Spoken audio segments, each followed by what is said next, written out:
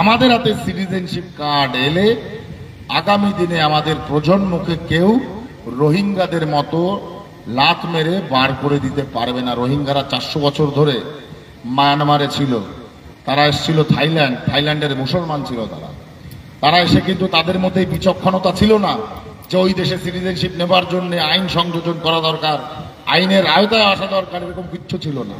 যে কারণে পরবর্তী 300-400 বছর পরে গিয়ে তাদেরকে ঘাড় ধাক্কা দিয়ে বার করে দিয়েছে। আমার সমাজের মানুষের সাথে বা উদ্বাস্তু মানুষের সাথে এরকম যাতে না ঘটে, যে কারণে আমাদের এই সচেতনতা। মুখ্যমন্ত্রীর এই কোনো বক্তব্যে কান দেওয়া যাবে না।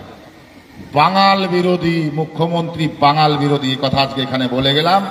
আমাদের ভালো হোক কোনোদিনও এই মুখ্যমন্ত্রী চায় না, সারা জীবন চায় ওনার পদলেহন করে চলি আমরা। ভারতবর্ষে সিটিজেনশিপ পেলে উনি কোন রকম টেক অফ অ্যাকশন নিতে পারবে না আমাদের বিরুদ্ধে, যে কারণে উনি আজকে হয়রান। অতএব সকলের কাছে আমার নিবেদন, যদি কেউ চাকরি করে থাকে, যদি কেউ স্কুল সার্টিফিকেট হোল্ড করে থাকে, যদি কেউ বিজনেস করে থাকেন, যদি কেউ বাড়ি কিনে থাকেন, জমি কিনে থাকেন, কারোর কোনো প্রকার ক্ষতি হবে না সিটিজেনশিপ অ্যাপ্লাই করলে।